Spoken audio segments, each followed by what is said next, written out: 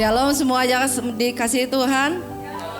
Saya undang semua jemaat bangkit berdiri. Boleh salam kiri kanan. Katakan selamat Paskah. Katakan bahwa Tuhan Yesus mengasihi. Tuhan Yesus sangat mengasihi. Haleluya. Bahwa Tuhan kita benar-benar sudah mati. Dan hari ini kita merayakan kebangkitannya. Amin, ada amin. Kita mau bersorak-sorai bagi siapa? Yesus Allah kita yang hidup. Amin.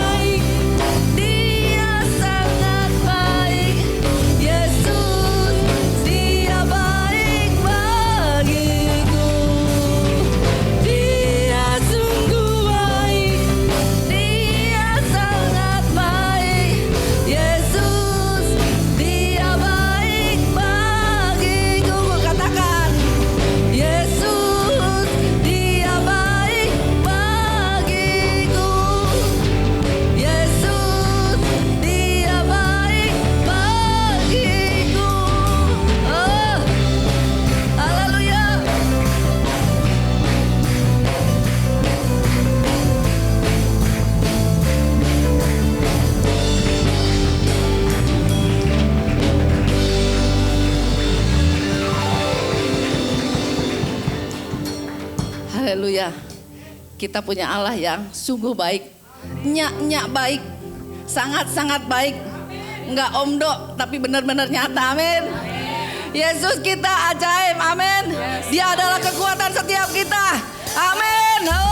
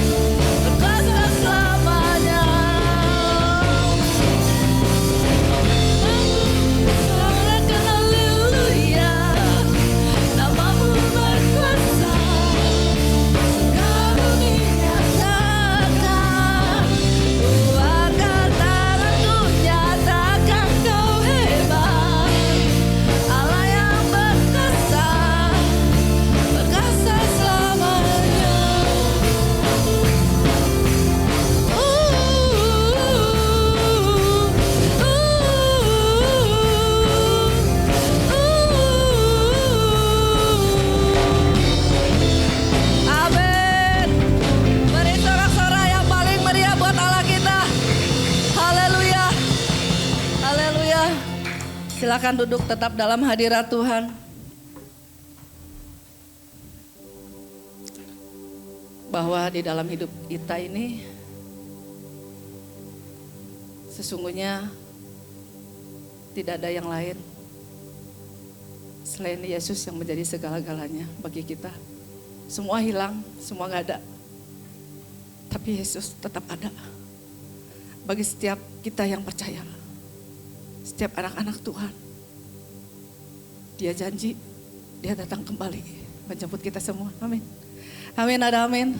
Haleluya, haleluya.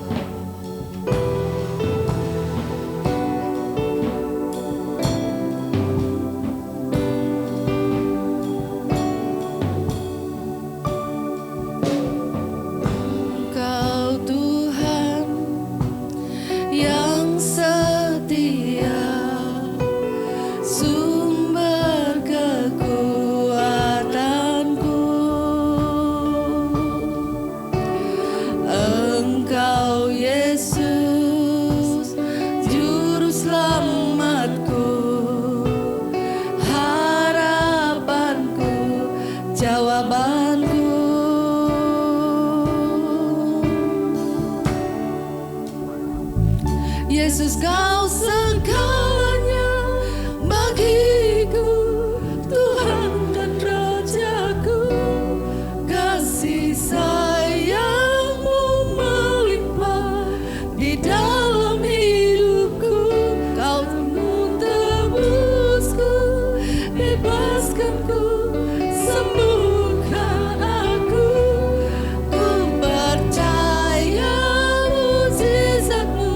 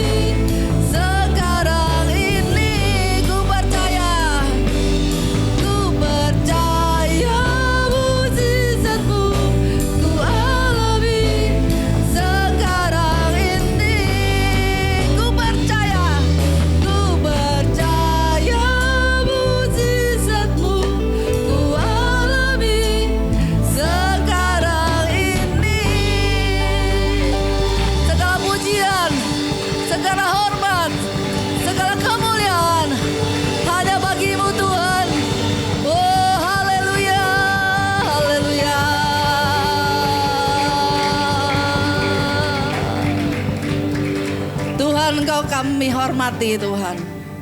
Bukan saja di tempat ini Tuhan, tapi dimanapun Tuhan. Saat orang Tuhan tidak melihat kami mau terus menghormati Engkau Tuhan. Sebagai bukti kasih kami kepadamu. Sebab Engkau sudah nyatakan kasih-Mu yang luar biasa bagi setiap kami. Engkau mau datang ke dunia ini, naik di atas kayu salib, rela kehilangan segala-galanya hanya untuk seorang kami yang tidak tahu diri, yang tidak tahu malu, yang penuh kejahatan, kelicikan Tuhan, yang penuh dengan dosa Tuhan. Engkau tidak tinggalkan kami tidak berdaya Tuhan, tapi Engkau datang kepada kami. Kami terima Engkau dalam hati kami Tuhan. Dan hari ini kami merayakan kebangkitan-Mu bagi setiap kami. Engkau yang memberikan kami kemenangan Tuhan. Kami tidak meraihnya sendiri. Siapa kami Tuhan tanpa Engkau? Siapa kami Tuhan tanpa Engkau Tuhan? Tapi kami bersyukur Engkau Bapa yang perkasa, yang kekal, yang baik bagi setiap kami. Kami mau terus melihat karya-Mu atas setiap kami anak-anak-Mu Tuhan. Berdoa Tuhan buat semua orang yang belum mengenal Engkau Tuhan. Mari Engkau jamah Tuhan. Kawasan Kadipaten ini Tuhan Engkau jamah Tuhan, dilawat Tuhan. Semuanya Tuhan, Indonesia Tuhan dilawat oleh Engkau Tuhan Yesus. Boleh tahu, boleh mengenal bahwa sungguh Engkau Allah yang hidup. Engkau Allah yang menyelamatkan, Juru Selamat kami. Terima kasih Tuhan, saat ini kami mau mendengarkan Engkau berbicara Tuhan, lewat hamba-Mu Tuhan. Kami buka hati kami Tuhan, silahkan Kau berbicara pada kami, koreksi kami Tuhan, didik kami kembali Tuhan, untuk kami berjalan seturut kehendak-Mu Tuhan. Terima kasih Bapa buat hari yang luar biasa ini. Hanya di dalam nama Tuhan Yesus, mari setiap yang percaya katakan, amin. Silahkan duduk.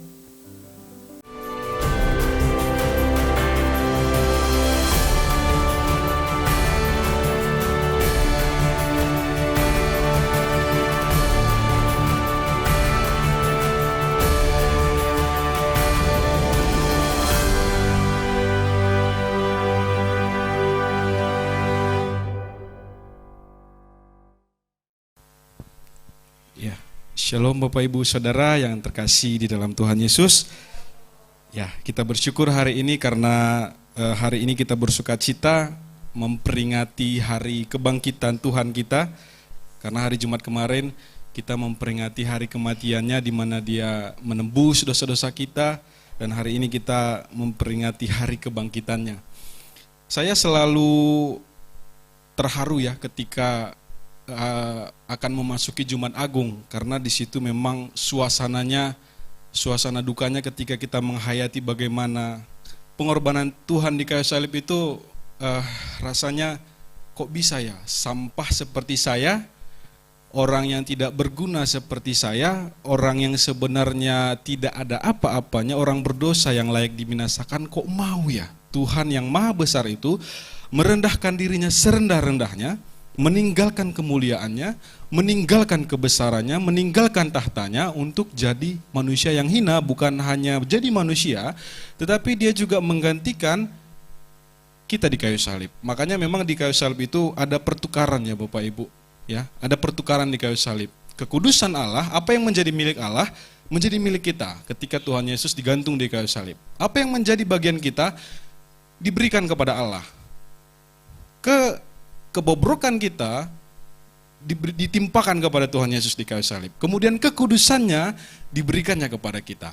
Ya, kemiskinan kita diberikan kepada Allah. Kemudian Allah dalam kelimpahannya di salib diberikan kepada kita. Artinya ada pertukaran di kayu salib. Makanya ketika kita benar-benar merenungkan bagaimana besarnya cinta Tuhan kepada kita, saya rasa tidak ada orang Kristen lagi yang akan menyia-nyiakan hidupnya. Ya, karena dia menghayati bagaimana Tuhan Yesus yang adalah Allah sendiri mau mati di kayu salib untuk dosa-dosanya. Ya, saya rasa minggu lalu sudah sangat jelas disampaikan oleh Bapak Gembala bagaimana Tuhan Yesus menanggung segala dosa-dosa kita yang sebenarnya ini kita tidak layak untuk menerimanya. Ya, hari ini kita akan berbicara tentang kebangkitan, kasih yang mengalahkan maut. Ya, salah satu penulis terkenal ya, Dr. Johannes Verkuel namanya. Dia salah satu penulis yang terkenal, buku-bukunya banyak juga yang menjadi favorit anak-anak teologi, gitu ya. Ya, beliau dalam salah satu bukunya yang berjudul I Believe atau Aku Percaya ya ini orangnya. Dia pernah berkata seperti ini, kebangkitan itu adalah proklamasi dari pihak Allah atau dari Allah sendiri bahwa Tuhan Yesus telah mengalahkan maut.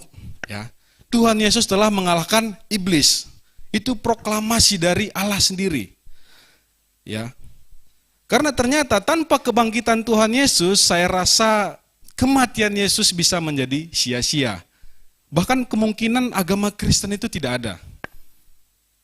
Tidak akan ada yang namanya agama Kristen. Kalaupun ada, agama Kristen adalah agama yang paling malang di dunia. Karena menaruh iman kepercayaannya kepada manusia yang ada atau pribadi yang ada di dalam kubur.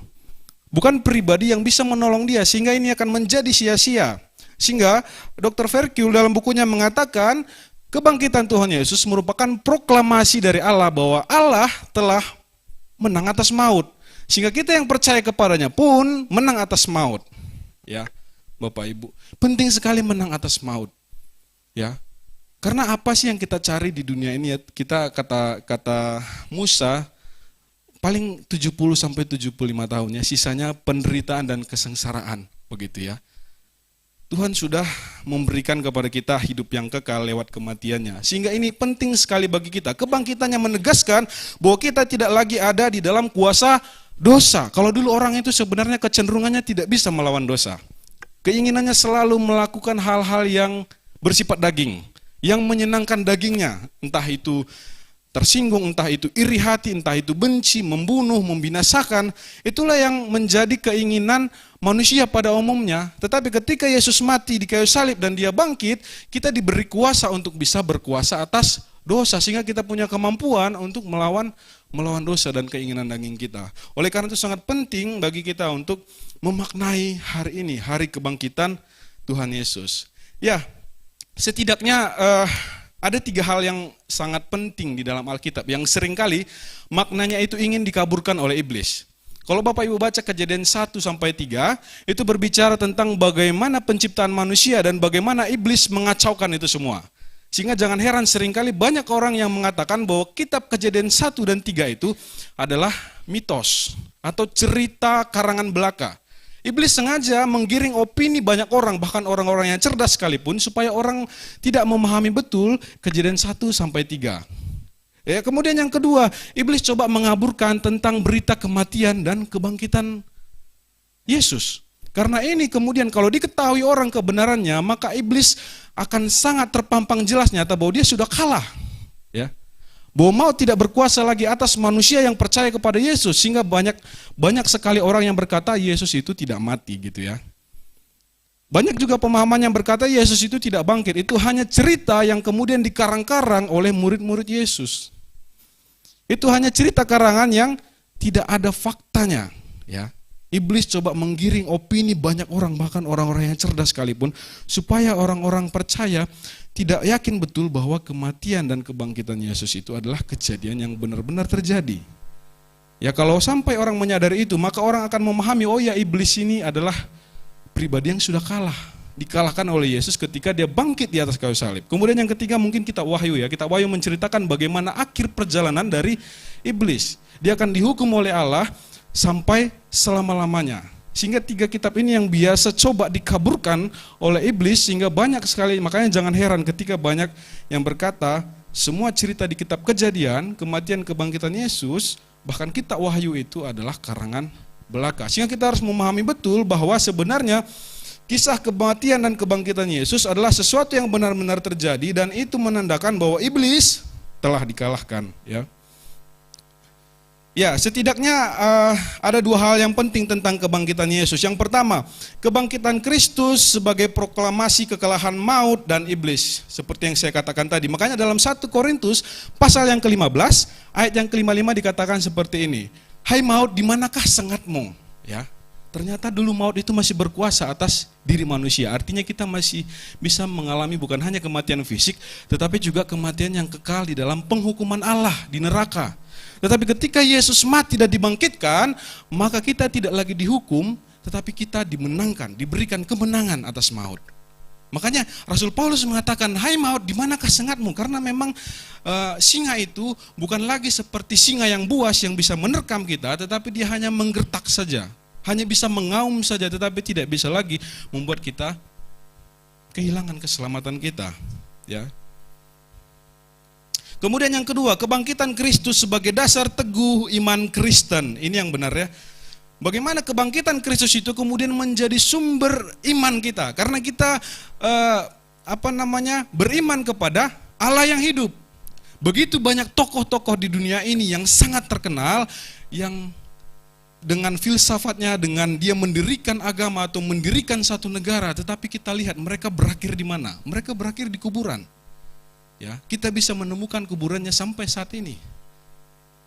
Tetapi Yesus, dia adalah satu tokoh yang bukan hanya besar, tetapi dia juga bangkit. Ya, dan ini menjadi dasar iman yang teguh bagi orang-orang Kristen. Karena Rasul Paulus bilang seperti ini dalam 1 Korintus pasal 15, jika Kristus tidak bangkit, kita adalah orang yang paling malang di dunia.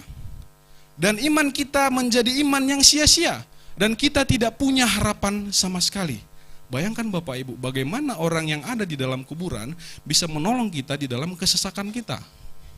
Bagaimana mungkin orang yang ada di dalam kuburan bisa menyelamatkan kita, menebus dosa kita, bahkan katanya memberikan hidup yang kekal. Tidak mungkin seseorang yang mati bisa melakukan itu.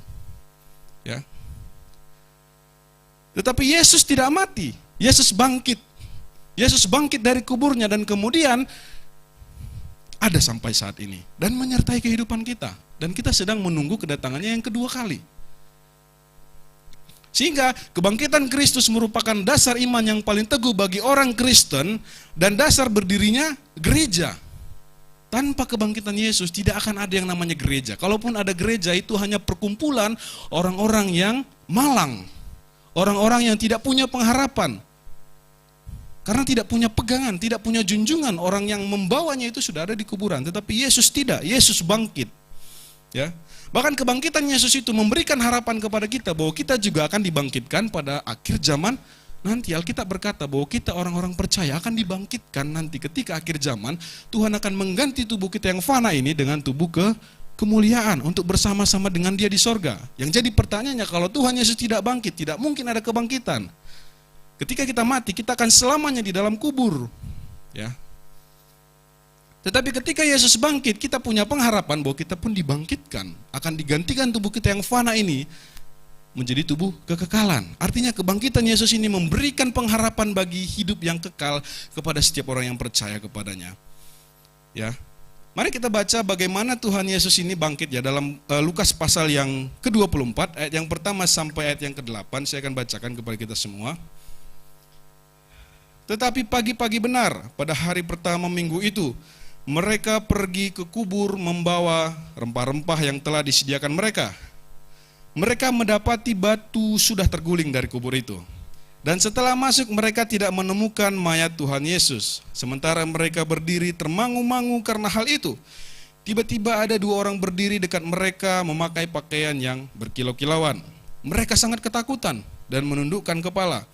Tetapi kedua orang itu berkata kepada mereka, "Mengapa kamu mencari Dia yang hidup di antara orang mati? Ia tidak ada di sini. Ia telah bangkit. Ingat apa yang dikatakannya kepada kamu ketika Ia masih di Galilea, yaitu Anak Manusia harus diserahkan ke tangan orang berdosa dan disalibkan, dan akan bangkit pada hari yang ketiga." Maka teringatlah mereka akan perkataan Yesus itu. Mari perhatikan ayat yang pertama. Pada hari itu juga, tetapi pagi-pagi benar, pada hari pertama minggu itu, mereka pergi ke kuburan membawa rempah-rempah. Mereka di sini adalah perempuan-perempuan yang mengiringi perjalanan pelayanan Tuhan Yesus. Kalau Bapak Ibu baca dalam Lukas pasal yang ke-13, maksud saya Lukas pasal yang ke-8, ayat 1-3, perempuan-perempuan di sini dikatakan adalah, dan juga beberapa orang perempuan yang telah disembuhkannya dari roh-roh jahat atau berbagai penyakit, yaitu Maria, yang disebut Magdalena, yang telah dibebaskan dari 7 roh jahat, Yohana istri Kuza, bendahara Herodes, Susana, dan banyak perempuan lain. Perempuan-perempuan ini melayani rombongan itu dengan kekayaan mereka. Ya, Orang-orang yang datang ke kuburan Tuhan Yesus ini adalah perempuan-perempuan yang setia mengiring pelayanan Tuhan Yesus. Bapak Ibu ingat ketika Tuhan Yesus ditangkap oleh mahkamah agama dan kemudian diserahkan kepada Herodes, semua murid laki-laki Tuhan Yesus itu kabur. Ya. Hanya Yohanes yang mungkin melihat dari kejauhan, dia pun ragu-ragu untuk dekat sama Tuhan Yesus. Bahkan Petrus pun menyangkal Tuhan Yesus. Semua kocar-kacir ketika Tuhan Yesus ditangkap. Tetapi perempuan-perempuan ini ketika Tuhan Yesus ditangkap, mereka tetap stay di sana. Mereka menunggu Tuhan Yesus ketika Tuhan Yesus dibawa ke mahkamah agama, ketika Tuhan Yesus dibawa ke hadapan Pilatus, bahkan ketika Tuhan Yesus diarak-arak untuk memikul salib yang berat itu, mereka ada di sana. Artinya mereka orang yang setia dari awal pelayanan Tuhan Yesus sampai Tuhan Yesus disalibkan di Golgota. Artinya mereka orang-orang yang tidak meninggalkan Tuhan Yesus dalam segala keadaan yang dialami Tuhan Yesus. Bahkan dikatakan mereka melayani Tuhan Yesus dengan hartanya. Tadi ada istri salah satu bendahara Herodes di sana. Dia orang yang cukup kaya. Dia mencurahkan hartanya untuk menunjang pelayanan Tuhan Yesus. Yudas misalnya, Yudas bendahara di kalangan murid-murid Tuhan Yesus. Dan ada beberapa sumber yang mengatakan dia sering korup. Dia mengambil uang dari bendahara pelayanan Yesus. Tetapi perempuan-perempuan ini berbeda. Mereka orang yang setia melayani Tuhan Yesus dari awal pelayanan sampai Tuhan Yesus sampai di kayu salib. Mereka setia dari Tuhan Yesus dalam keadaan suka maupun duka, mereka setia. Ya, luar biasa ya kita bisa belajar dari perempuan-perempuan ini. Mereka orang-orang yang selalu setia dalam segala keadaan mengiring Tuhan Yesus. Tidak pernah tinggalkan Tuhan Yesus. Tidak ikut Tuhan Yesus waktu senang aja. Waktu susah sekalipun mereka ikut Tuhan Yesus. Perempuan-perempuan ini luar biasa. Saya kagum juga bagaimana mereka, bahkan murid-murid terdekat Tuhan Yesus yang 11 itu kocar-kacir, tapi perempuan ini setia. Mereka setia mengikut Tuhan Yesus. Tapi yang menarik di sini, di dalam kesetiaannya akhirnya mereka mendapat kehormatan. Kehormatan dari Allah, ya. Makanya kalau kita baca di ayat yang selanjutnya, pasal yang ke-24 dikatakan di sana, mereka mendapati batu sudah terguling dari kubur itu, dan setelah masuk mereka tidak menemukan mayat Tuhan Yesus. Sementara mereka berdiam termangu-mangu karena hal itu, tiba-tiba ada 2 orang berdiri dekat mereka, memakai pakaiannya berkilau-kilauan. Mereka sangat ketakutan dan menundukkan kepala. Tetapi kedua orang itu berkata kepada mereka, "Mengapa kamu mencari dia yang hidup di antara orang mati? Ia tidak ada di sini, ia telah bangkit." Orang-orang yang setia tadi diberikan kehormatan oleh Tuhan Yesus menjadi orang pertama yang mengetahui kebangkitan Yesus, bukan murid-murid Yesus. Ya. Mereka diberikan Tuhan kehormatan untuk mengetahui bahwa Yesus telah bangkit. Mereka orang pertama yang mengetahuinya. Dari sini saya juga kadang-kadang belajar bahwa Tuhan itu Allah yang tidak pernah mengecewakan kita. Ketika kita hidup setia di hadapan Tuhan, ketika kita hidup mengiring Tuhan dalam segala keadaan, di satu titik ketika kita menghadapi persoalan, Tuhan pasti kasih jalan keluar. Tuhan pasti kasih penghiburan. Itu yang dialami oleh perempuan-perempuan ini. Mereka setia mengiring pelayanan Tuhan Yesus. Tuhan kasih reward. Tuhan kasih kehormatan mereka untuk tahu pertama kalinya, itu hal yang spektakuler. Ya, itu bukan hal yang biasa ketika mereka jadi orang yang pertama yang tahu bahwa Yesus bangkit. Ini reward dari Tuhan. Oleh karena itu ketika kita mengiring Tuhan dalam segala keadaan yang susah sekalipun, berusahalah setia Bapak Ibu. Walaupun kadang-kadang gak gampang ya. Mungkin persoalan yang kita hadapi itu berat, mungkin persoalan yang kita hadapi itu menghancurkan kita, tetapi tetaplah komitmen setia mengikut Tuhan. Sama seperti yang dilakukan oleh perempuan-perempuan ini. Mereka setia mengikut Tuhan. Sehingga Tuhan memberikan mereka sebuah kehormatan untuk bisa mengetahui bahwa Yesus bangkit, ya. Kemudian di ayat yang ketiga, ayat keempat. Sementara mereka berdiri termangu-mangu karena hal itu, tiba-tiba ada 2 orang berdiri dekat mereka. Mereka berpakaian yang berkilau-kilauan. Mereka sangat ketakutan dan menundukkan kepala. Tetapi kedua orang itu berkata kepada mereka, "Mengapa kamu mencari dia yang hidup di antara orang mati?" Bapak Ibu, kita sering mendengar cerita bahwa salah satu bukti Tuhan Yesus bangkit adalah kubur kosong. Ya. Tetapi kalau kita baca Alkitab dengan teliti, sebenarnya Alkitab tidak pernah menggiring kita untuk memproses iman kita, percaya bahwa Yesus itu bangkit hanya dengan melihat kubur kosong. Perhatikan ketika perempuan-perempuan ini sampai di kuburan itu dan melihat kuburan itu kosong, mereka termangu-mangu. Artinya kalau dalam bahasa sederhana mereka bingung, ini apa yang terjadi? Mayat Tuhan Yesus kemana? Apakah dicuri? Apakah ada yang kemudian membuangnya? Atau kami salah kuburan? Mereka bingung, ini mayat Tuhan Yesus kemana?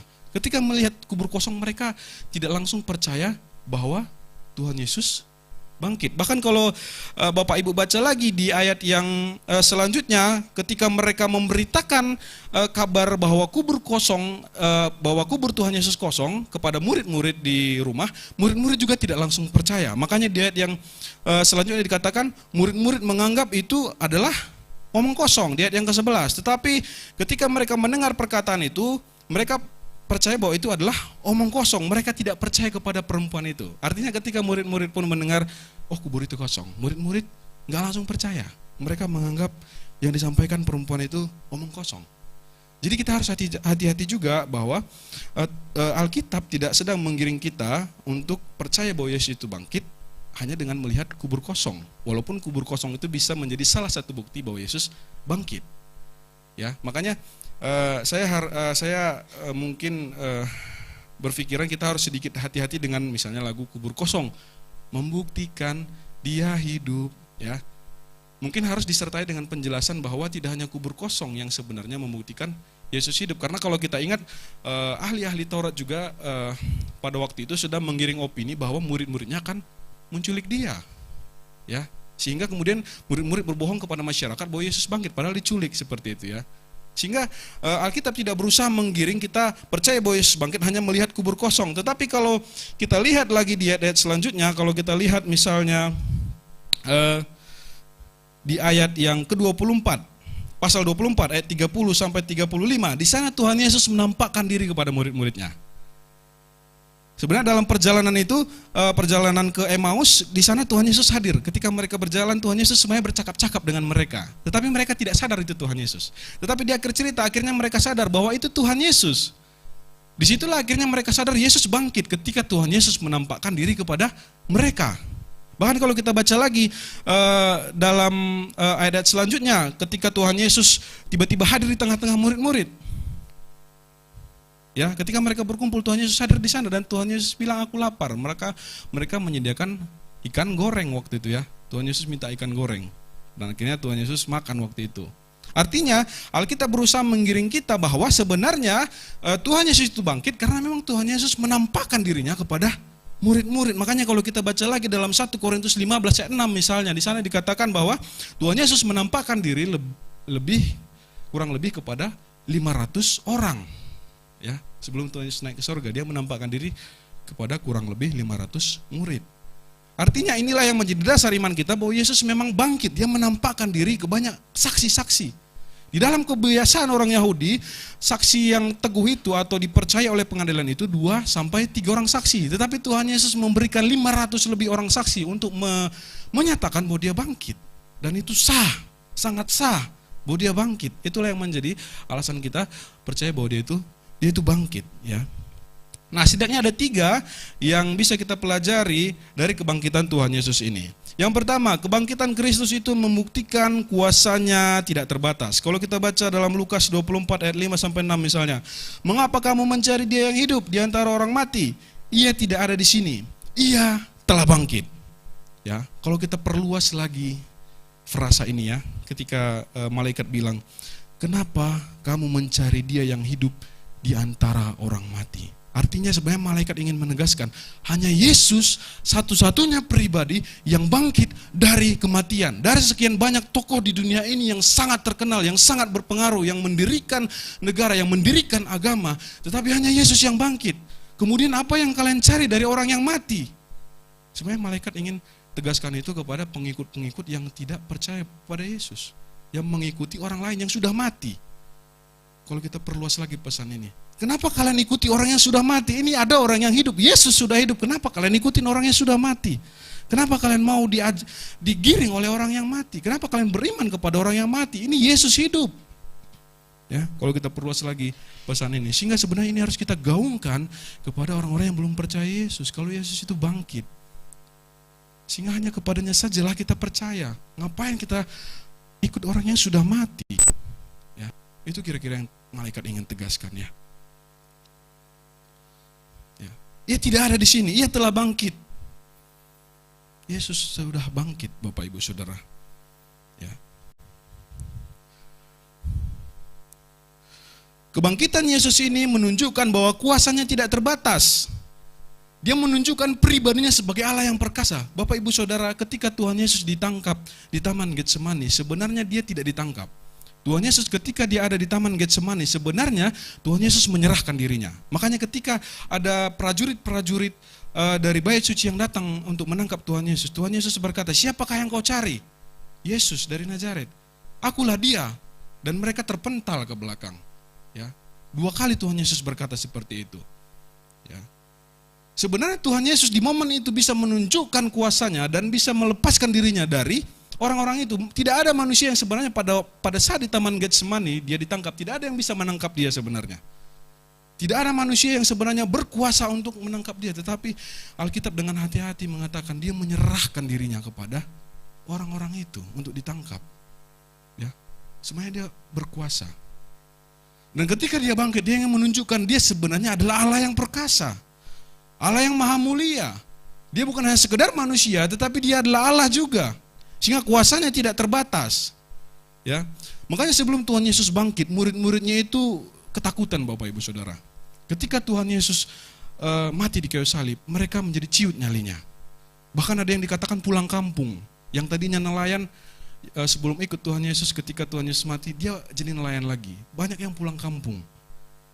Banyak kemudian yang balik ke back to basic gitu ya. Kalau nelayan ya nelayan, kalau misalnya dia tadi pemungut cukai seperti itu.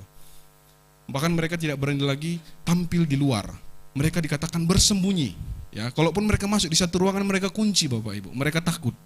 Tetapi ketika mereka mendengar kebangkitan Yesus dan mereka melihat Yesus menampakkan dirinya kepada mereka, dan setelah itu mereka kemudian Tuhan Yesus naik dan mereka kemudian dicurahkan Roh Kudus, mereka menjadi berani. Yang tadinya takut, ciut, akhirnya mereka berani untuk memberitakan Injil. Mereka berani untuk menunjukkan bahwa mereka adalah pengikut Kristus. Makanya dampak kebangkitan Yesus ini sangat besar dalam kehidupan murid-murid, karena mereka tahu kebangkitan Yesus menunjukkan bahwa Dia adalah Allah. Sehingga mereka akhirnya tidak takut lagi, karena mereka tahu yang menyertai mereka adalah Allah yang kuasanya tidak terbatas, Allah yang kuasanya powerful. Sehingga mereka nggak takut lagi. Kalaupun mereka harus bertaruh nyawa, mereka nggak masalah.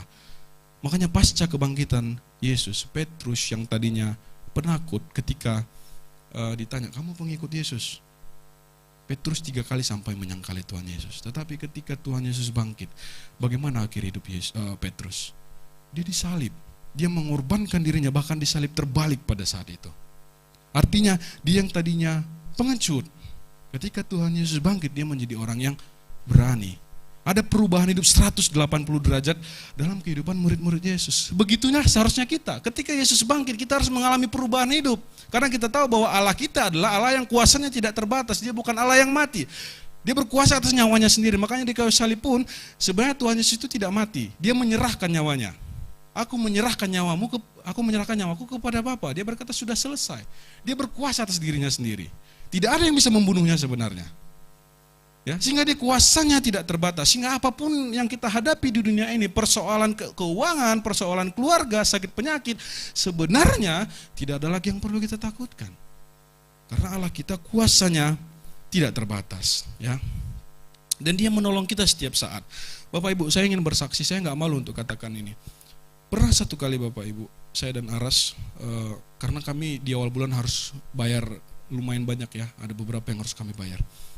Mendekati akhir bulan Bapak Ibu, kami udah gak pegang uang 1 rupiah pun. Ya.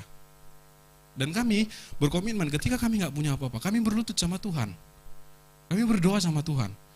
Karena dulu kami belajar bahwa ketika udah gak ada apa-apa, kita masih punya lutut ya. Kita masih punya lutut dan tangan untuk merendahkan diri di hadapan Tuhan. Ya. Waktu itu kami bilang, nanti hari ini makan apa ya, gitu ya. Udah nggak ada apa-apa, gitu ya. Di dapur juga udah nggak ada makanan, gitu ya. Kami berdoa Bapak Ibu. Kami berdoa sama Tuhan, kami bilang, Tuhan, dalam segalanya kami menyerahkan hidup kami ke dalam tangan-Mu. Kami yakin Kau Allah yang memelihara hidup kami. Kuasa-Mu tidak terbatas. Kalau Engkau mau menolong kami saat ini Tuhan, Kau tolong. Dan benar saja Bapak Ibu. Tidak lama kemudian, ada satu orang, saya nggak usah sebutkan namanya, ada satu orang yang datang kepada kami. Kami nggak cerita ke siapa-siapa, nggak ada yang tahu. Ya, memang itu maksudnya memang karena kami di awal bulan sudah bayar habis gitu ya. Terus dia datang, tiba-tiba dia salam, ternyata di dalam salam itu ada sesuatu Bapak Ibu. Dan waktu itu akhirnya kami terharu juga. Oh iya, kami maksudnya Tuhan dengar doa kami saat itu juga gitu ya. Tuhan tahu bahwa udah nggak ada apa-apa di dapur gitu ya. Ya. Dan akhirnya pada saat itu kami pergi ke pasar Bapak Ibu. Kami belanja, waktu itu kami makan. Kami terharu untuk menikmati makanan itu karena bagi kami ini keberadaan Tuhan gitu. Ini pertolongan Tuhan. Artinya kuasa Tuhan itu tidak terbatas Bapak Ibu. Ketika kita mengalami satu persoalan, entah itu sakit penyakit, entah itu masalah ekonomi, entah itu masalah keluarga, kita masih punya lutut dan tangan untuk berdoa kepada Tuhan. Dan Tuhan itu tidak akan menahan dirinya untuk menolong kita. Ya, ketika Tuhan tahu kita memang benar-benar butuh itu, saat itu juga Tuhan akan tolong. Dan waktu itu kami terharu ya Bapak Ibu. Itu salah satu yang membuat saya ketika ingat Tuhan itu saya tergugah hatinya. Saya terharu, oh Tuhan ini bukan Tuhan sembarangan, dia Tuhan yang hidup. Bayangkan kalau Tuhan itu adalah Tuhan yang dikubur, tidak mungkin dia bisa lakukan itu. Ya, karena dia Tuhan yang bangkit, dia bisa lakukan itu. Dia akan memelihara hidup kita Bapak Ibu. Jadi apapun persoalan kita ke depan, datanglah saja sama Tuhan. Kuasanya nggak terbatas. Dia Allah yang hidup kok gitu ya. Dia pasti tolong. Jangan ragu-ragu. Intinya jangan ragu. Percaya bahwa Tuhan tolong. Ya, Bapak Ibu. Kemudian yang kedua, kesetiaannya dapat diandalkan. Kalau kita baca Lukas pasal 24 ayat 6 sampai 7 dikatakan di sana, ingatlah apa yang dikatakannya kepada kamu ketika masih di Galilea, yaitu bahwa anak manusia harus diserahkan ke tangan orang berdosa dan disalibkan dan bangkit pada hari yang ketiga. Nah, dari hal ini kita belajar Bapak Ibu bahwa dia itu Tuhan Allah yang pasti melakukan apa yang dia katakan. Ya. Kalau dia bilang dia mati dan dia bangkit, dia pasti bangkit. Ya. Itu membuktikan bahwa dia Allah. Kalau seandainya tadi dia bilang dia bangkit tapi pada kenyataannya dia nggak bangkit, kita bisa meragukan kealahannya. Ya, tetapi dia berkata dalam ayat yang ke-6 sampai 7 bahwa anak manusia harus diserahkan ke tangan orang berdosa dan disalibkan dan bangkit pada hari yang ketiga, dan semua ini terjadi sesuai dengan perkataannya, tidak ada yang meleset satupun. Dia benar bangkit pada hari yang ketiga. Tadi kalau dia bangkit pada hari yang keempat itu meleset ya Bapak Ibu. Ya, dan kita bisa meragukan kealahannya, tapi dia terjadi seperti perkataan Tuhan Yesus. Artinya Allah kita itu Allah yang dapat diandalkan. Dia setia terhadap perkataannya. Ya, saya aja sering kadang-kadang bisa nggak setia terhadap perkataan saya. Beberapa kali Aras istri saya bilang, ayolah kita ke Serba 35.000. Oh ya udah nanti aku antar, saya bilang gitu. Tapi ketika sudah sampai waktunya saya nggak antar gitu ya. Dengan berbagai banyak alasan, aduh nantilah lagi ada kerjaan atau lagi mager gitu ya. Manusia gampang sekali untuk mengingkari apa yang dia katakan. Tetapi Tuhan tidak pernah Bapak Ibu. Ketika Tuhan berkata dia menyertai kita, dia menyertai kita. Ketika Tuhan berkata dia mengasihi kita, itu tidak main-main Bapak Ibu. Itu bukan hanya rangkaian indah yang Tuhan katakan untuk menyenangkan hati kita, tidak. Dalam kasihnya dia buktikan, dalam tindakan-tindakannya menyertai kehidupan kita sehari-hari. Ya, dia dapat diandalkan Bapak Ibu. Ya. Bahkan Tuhan Yesus tahu betul apa yang menjadi tujuan hidupnya. Dia tahu bahwa kedatangannya ke dunia ini adalah untuk diserahkan ke tangan orang berdosa. Dan dia setia sampai mati di kayu salib. Ya.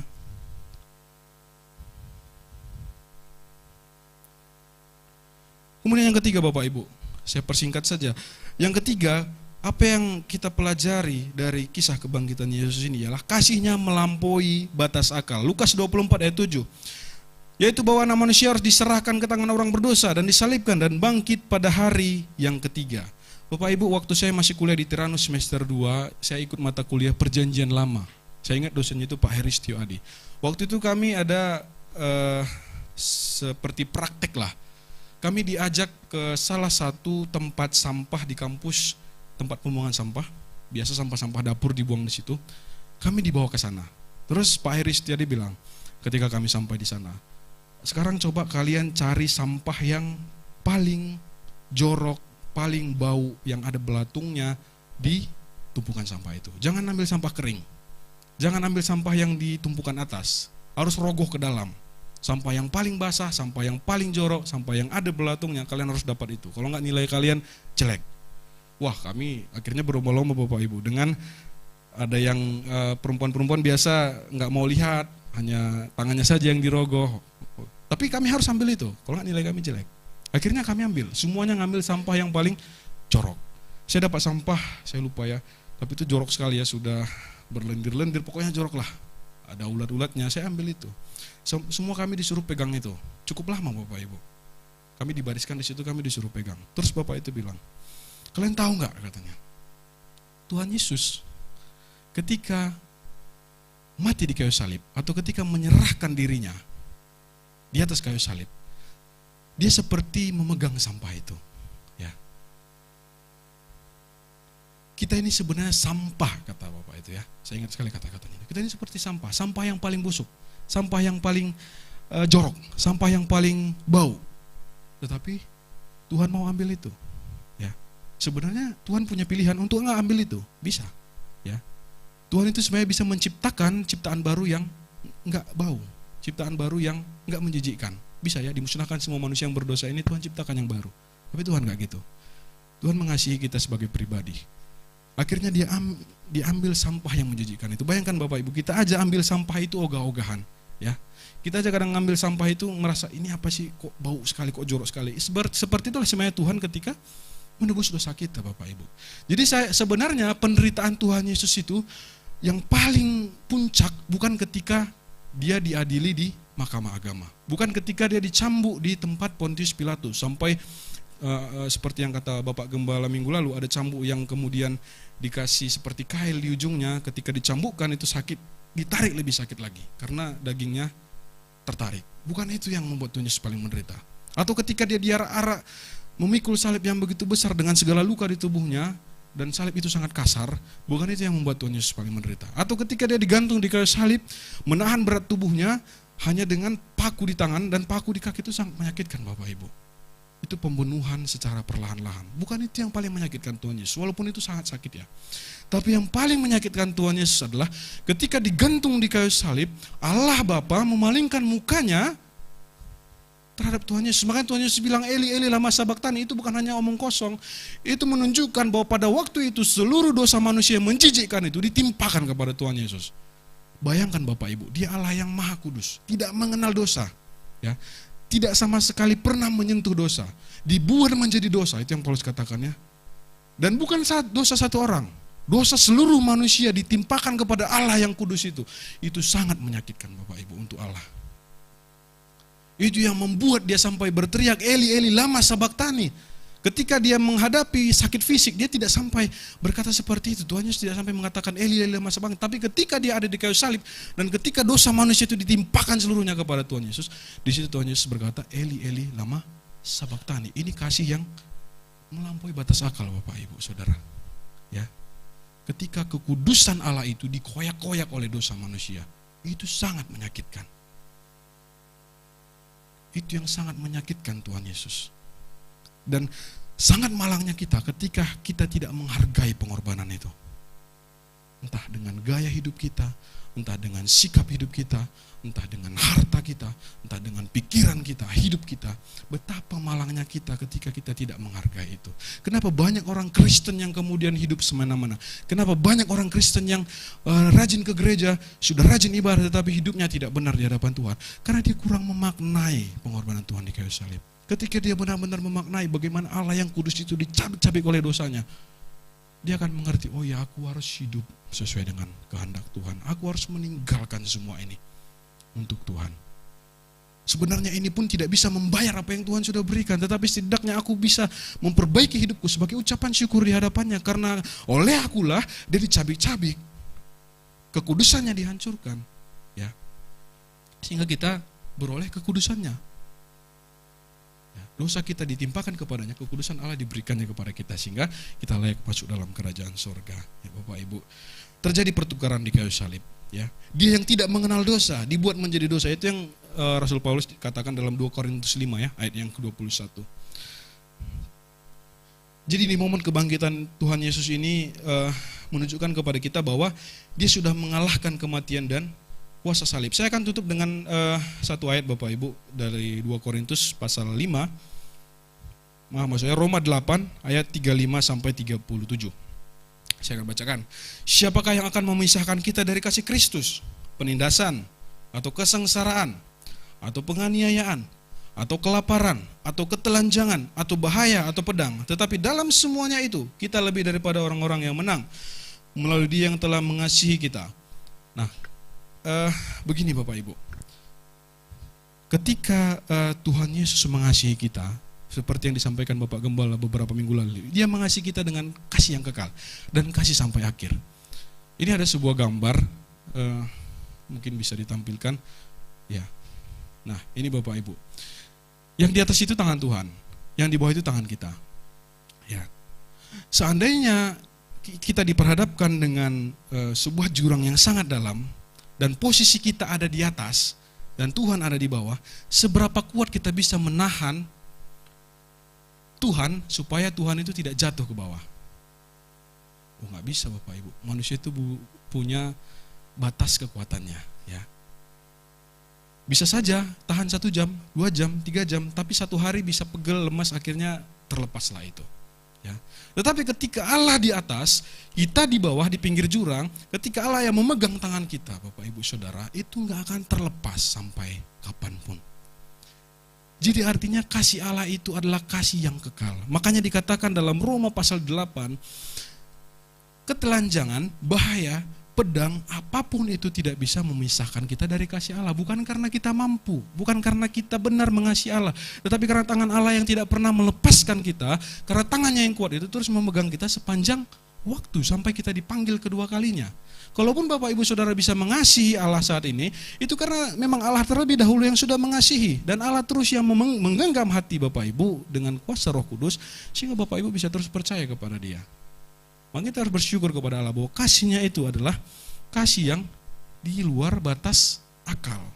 Begitu ya Bapak Ibu. Nah, Tuhan Yesus sudah mati, ya. Tuhan Yesus sudah bangkit, Dia sudah naik ke surga, dan saat ini kita sedang mempersiapkan kedatangan Tuhan Yesus yang kedua kalinya.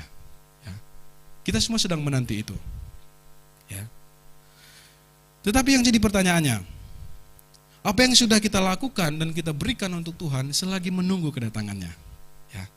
Ada yang bilang kedatangan Tuhan Yesus sudah sangat dekat. Ya, firman Tuhan bilang seperti itu ya. Enggak ada yang tahu harinya. Mungkin besok, mungkin bulan depan, mungkin tahun depan Tuhan Yesus datang. Dan kedatangan Tuhan Yesus bagi orang Kristen bukan berita duka cita, bukan berita ketakutan. Pernah ada yang bilang sama saya, aduh saya sangat takut kalau Tuhan Yesus datang gitu ya. Padahal bagi orang Kristen itu berita sukacita. Karena dia akan hidup bersama-sama dengan Allah di sorga. Meninggalkan segala penderitaan di dunia ini. Gitu ya. Nah, yang jadi pertanyaannya, sebentar lagi Tuhan Yesus datang. Tak kapan itu? Ya. Apa yang sudah kita lakukan untuk Tuhan Yesus lagi menunggu kedatangannya? Dia sudah bangkit, kita tunggu kedatangannya. Coba kita renungkan masing-masing Bapak Ibu. Saya tantang Bapak Ibu membuat komitmen baru mulai hari ini, selagi menunggu kedatangan Tuhan Yesus yang sudah bangkit itu, apa yang mau kita lakukan untuk Tuhan? Apa yang mau kita ubah dari hidup kita? Supaya ketika Tuhan Yesus datang, Tuhan Yesus berkata, hai engkau anak yang kukasihi, engkau setia, masuklah ke dalam perjamuan ini. Ya. Mari kita berdoa Bapak Ibu. Tuhan Yesus yang baik, kami bersyukur kepadamu Tuhan bahwa Engkau Allah yang bangkit, Engkau Allah yang sudah hidup, Engkau bukan Allah yang ada di dalam kubur. Sehingga kami yakin betul dan mempercayakan hidup kami sepenuhnya kepadamu ya Tuhan. Karena Engkau adalah Allah yang hidup. Tuhan Yesus, di momen kebangkitan-Mu ini Tuhan, kami mau membuat komitmen baru, kami mau hidup lebih berani mengiring Tuhan. Kami mau mentransformasi hidup kami Tuhan. Bahwa hidup kami ini hanya untuk-Mu saja, bahwa hidup kami ini hanya milik-Mu saja Tuhan Yesus. Terima kasih untuk kebangkitan-Mu Tuhan, yang memberikan kami pengharapan, yang memberikan kami pengharapan akan kebangkitan di masa yang akan datang, bersama-sama dengan Engkau di surga kelak. Kami bersyukur. Kami menaruh harapan kami bukan kepada orang mati, tetapi kami menaruh harapan kami kepada pribadi yang hidup. Allah kami Yesus Kristus, Allah yang hidup dan mulia, yang kami sembah dan kami junjung sepanjang hidup kami. Kami bersyukur Engkau yang menyertai setiap kami Tuhan Yesus. Biarlah kami bisa memaknai juga kematian-Mu dalam hidup kami. Sehingga lewat itu Tuhan, ketika kami memaknai benar-benar kematian-Mu Tuhan, kami mau mentransformasi hidup kami sebagai ucapan syukur untuk-Mu ya Allah. Terima kasih Tuhan Yesus. Di dalam nama-Mu kami berdoa dan mengucap syukur. Haleluya. Amin. Baik Bapak Ibu, mari kita bangkit berdiri bersama-sama. Kita lihat Tuhan kita besar, Tuhan kita dahsyat, amin. Kebangkitannya mengubahkan banyak. Pengharapan kita gak jadi sia-sia karena pengharapan kita tidak salah. Pengharapan yang diarahkan kepada Kristus yang sudah bangkit. Di hari yang sungguh Tuhan jadikan bagi kami pagi ini, kami bersukacita, kami bersyukur karena kami memiliki hari esok masa depan yang cerah. Karena Tuhan dengan kasih yang besar mengalahkan maut. Kuasa kebangkitan membuat kami memiliki pengharapan di dalam Engkau Tuhan. Terima kasih untuk ibadah yang Kau sertai dari awal sampai akhir.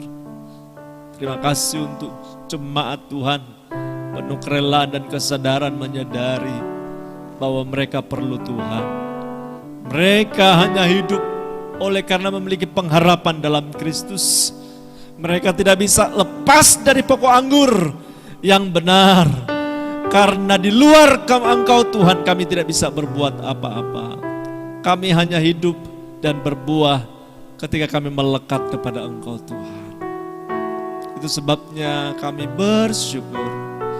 Di hari kemenangan yang kami ingati Tuhan, Allah yang kami sembah adalah Allah yang bangkit, mengalahkan maut, mengalahkan dosa kami, sehingga hidup kami berkemenangan dari hari ke hari. Jemaat Tuhan akan pulang dari tempat ini berhadapan dengan berbagai persoalan-persoalan hidup. Mereka tidak melihat itu sesuatu yang lebih besar daripada Tuhan. Tuhanlah yang lebih besar dari segala-galanya. Bimbing umat-Mu hidup berkemenangan di dalam Engkau, sebab kasih setiamu selalu menyertai umat Tuhan. Sebabnya jemaat Tuhan, pandang Tuhanmu dengan iman, penuh penyerahan di hadapan Tuhan.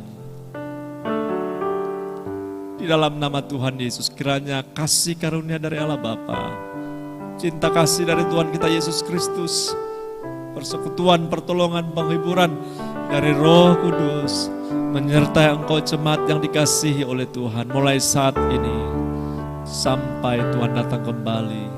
Hendaklah engkau tetap setia, bersemangat dalam Tuhan, berkobar-kobar, tidak mudah kecewa menghadapi hidup, sebab berkat Tuhan ini ada untuk selama-lamanya bagimu.